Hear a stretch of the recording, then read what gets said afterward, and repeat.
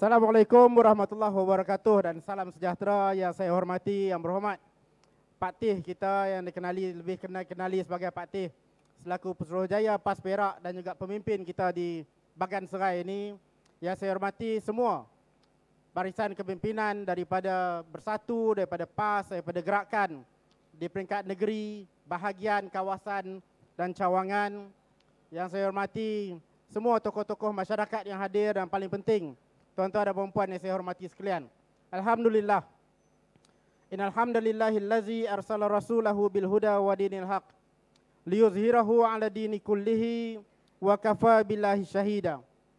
Allahumma aftah 'alaina hikmataka wanshur 'alaina min khazaini rahmatika ya arhamar rahimin. Rabbi shrah li sadri wa yassir li amri wahlul 'uqdatam min lisani yafqahu qawli. Terima kasih saya ucapkan kepada saudara pengurusi majlis yang membenarkan untuk saya memulakan majlis pada malam ini. Saya minta maaf kerana selepas ini saya terpaksa bertolak balik ke Kuala Lumpur. Ada beberapa tanggungjawab yang perlu diselesaikan. Jadi Pak Tih, sebelum habis nanti saya minta kebenaran untuk saya beransur saatlah. Tapi bagaimanapun tuan-tuan dan puan-puan, kita berkumpul pada malam ini dalam satu program yang namanya ialah Jelajah Prihatin. Jelajah Prihatin ini kita daripada Perikatan Nasional anjurkan dan kita adakan di seluruh negara. Kita telah adakan di Masjid Tanah, kita adakan di Tasik Gelugur, Pulau Pinang, kita adakan di pelbagai tempat lagi. Malam ini kita sampai di sini di Bagan Serai. Saya amat gembira sebagai orang yang diamanahkan untuk mengkoordinasi penganjuran Jelajah Prihatin di seluruh negara. Saya amat gembira melihat sebegini ramai manusia yang datang. Dan hampir semua, bukan hampir semua, memang semua program kita, semua program Jelajah Prihatin yang kita adakan setakat ini, sambutannya amat menggalakkan. Di Tasik Gelugur hampir-hampir 5,000 orang sampai. Di Masjid Tanah 2-3 ribu orang datang.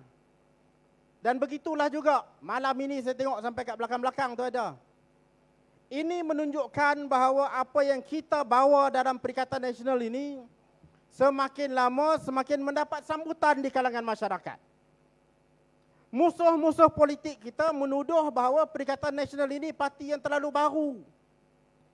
Parti yang mungkin dikatakan mereka sangkakan tidak mempunyai sokongan. Tapi realiti kita ialah tuan-tuan dan puan-puan, sokongan kita dari hari ke hari semakin meningkat. Apatah lagi kalau dilihat dan dibandingkan dengan pesaing-pesaing kita. Tadi video yang ditayang tadi, saya tak pasti video tu nak promote Zahid Hamidi kan nak promote Pak Tih. Tapi video yang ditayang tadi menunjukkan betapa rosaknya UMNO dan Barisan Nasional. Tadi saya duk bisik dengan Pak Tih, kata bahawa yang ni memang silap besar sungguh Zahid Hamidi ni. Tapi bagi saya, ini bukan kesilapan. Tapi inilah dia.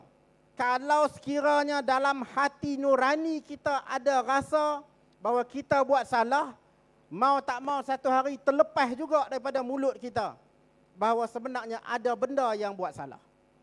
Inilah dia yang berlaku dalam video tadi. Dia dah tahu dah bahawa memang ada kesalahan yang dilakukan. Dan kalau sekiranya tidak diadakan pilihan raya umum, maka peluang dan ruang untuk dia menyalahgunakan kuasa akan semakin lama semakin berkurangan. Kita duduk dalam kerajaan pada hari ini. Kita duduk dalam kerajaan, salah seorang daripada anggota kerajaan itu ada dengan kita, Datuk Nur Razmi. Mana dia Datuk Nur Razmi? Panjang umur ada kat sini. Selaku ahli parlimen di sini. Datuk Nur Razmi merupakan seorang timbalan menteri. Dan kita duduk dalam kerajaan, kita memainkan peranan yang penting untuk memastikan ada check and balance dalam kerajaan itu. Dia tak boleh nak buat ikut suka hati dia.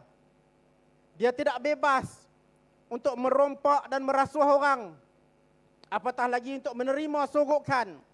Kita memainkan peranan untuk memastikan benda itu tidak berlaku. Tapi inilah dia yang dia tak selesa tu.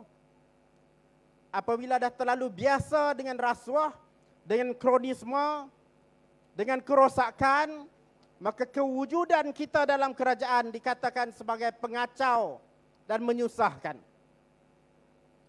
Ini tuan-tuan dan puan menyebabkan UMNO dan Barisan Nasional mengarahkan Ismail Sabri selaku Perdana Menteri untuk membubarkan parlimen. Tidak pernah berlaku dalam negara kita ini ada seorang Perdana Menteri yang selemah Ismail Sabri. Ada kuasa sebagai Perdana Menteri, tapi dikaldaikan oleh pemimpin-pemimpin parti sendiri macam budak-budak. Dan itulah dia yang dikatakan sebagai poster boy kononnya untuk ditawarkan sebagai Perdana Menteri yang akan datang. Lah ni perkataan poster boy tak timbul dah. Dia tak sebut langsung pasal poster boy.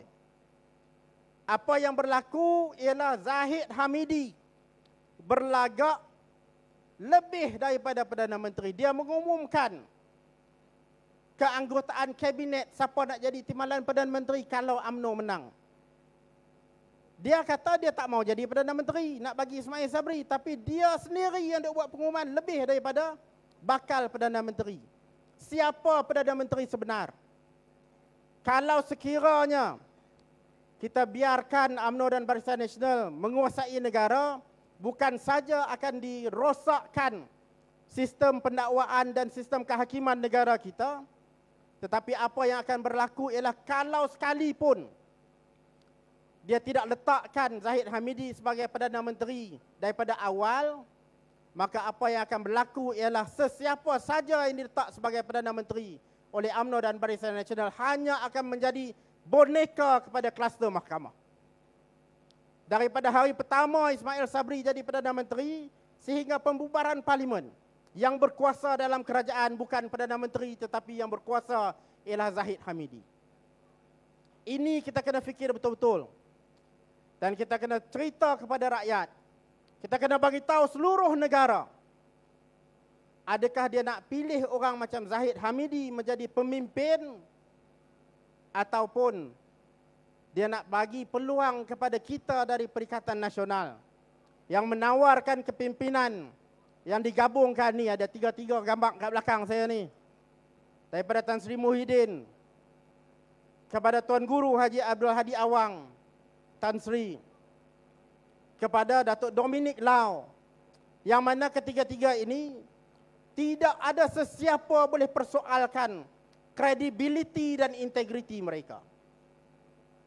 Bagaimanapun tuan-tuan dan puan, kebimbangan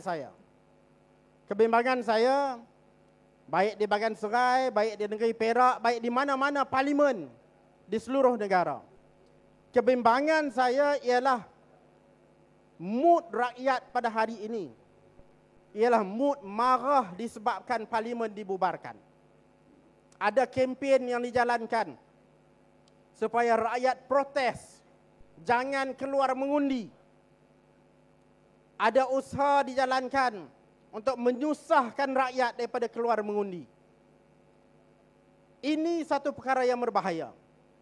Kita melihat apa yang berlaku di negeri Johor. Apabila peratusan keluar mengundi rendah, maka UMNO tahu dia ada core voters yang boleh dipaksa dan disogok untuk mengundi mereka.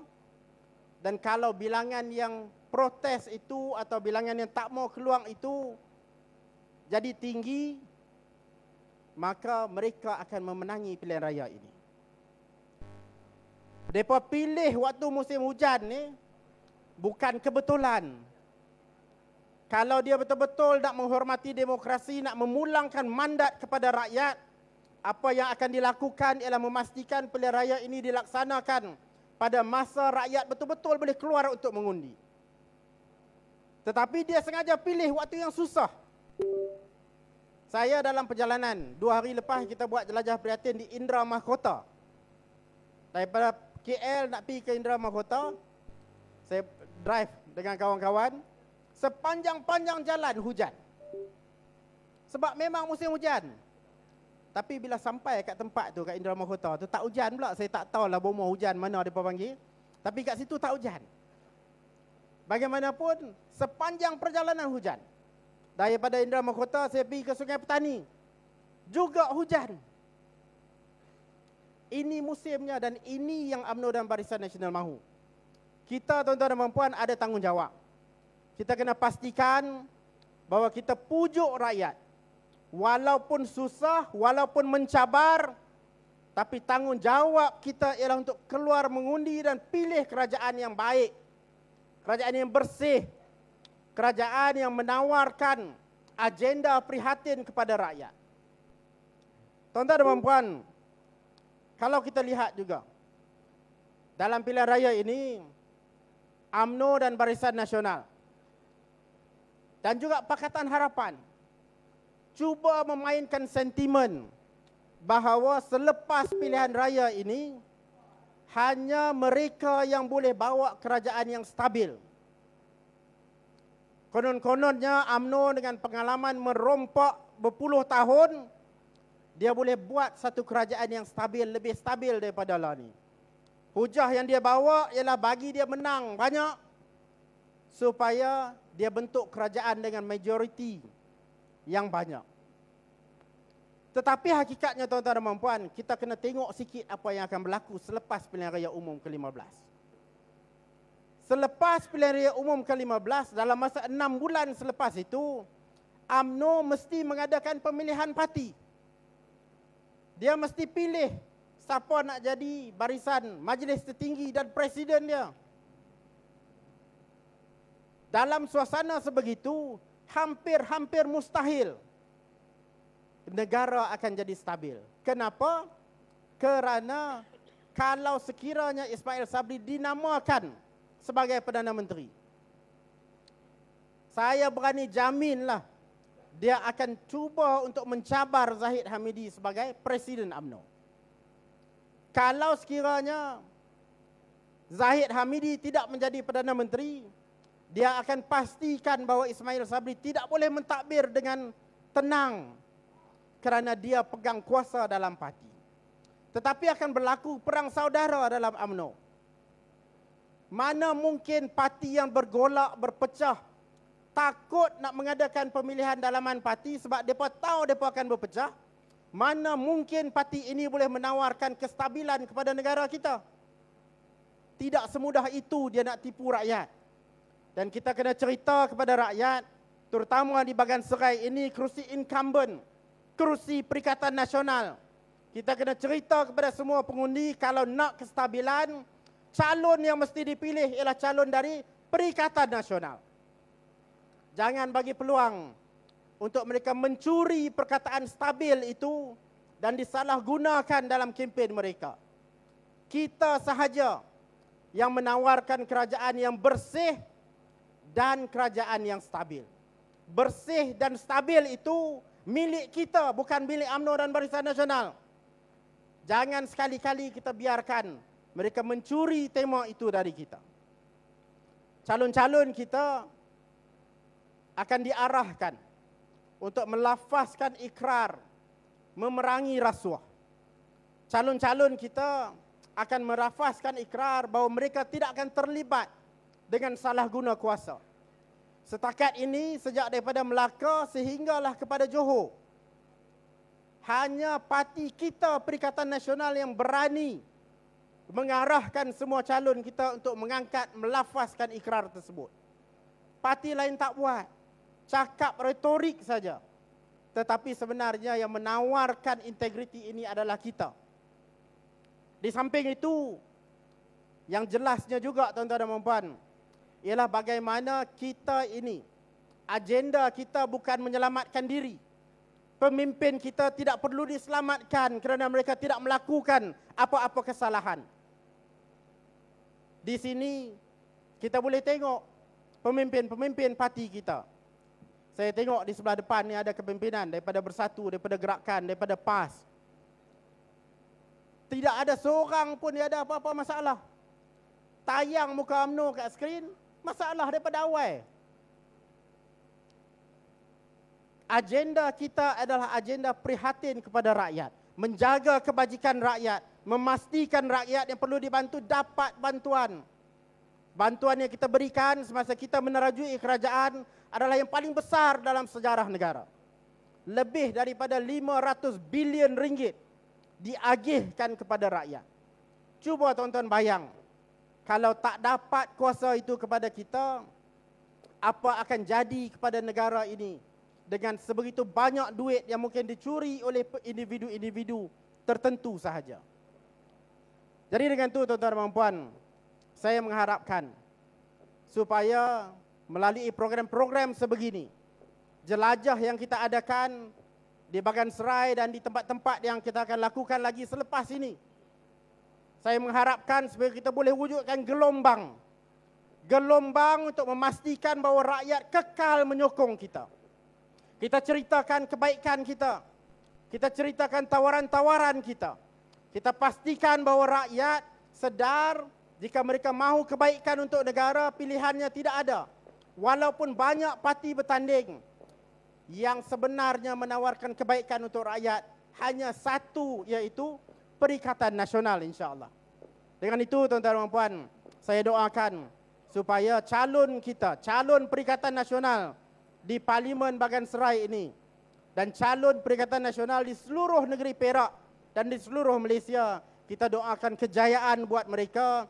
Kita doakan supaya mereka akan dapat menunaikan amanah dan tanggungjawab untuk memacu negara kita ke arah yang lebih baik. Dan kita pastikan supaya dalam PRU15 semua pengundi seramai mungkin dapat kita bawa keluar untuk mengundi supaya mereka memilih kita, insya-Allah. Sekian, terima kasih. Assalamualaikum warahmatullahi wabarakatuh.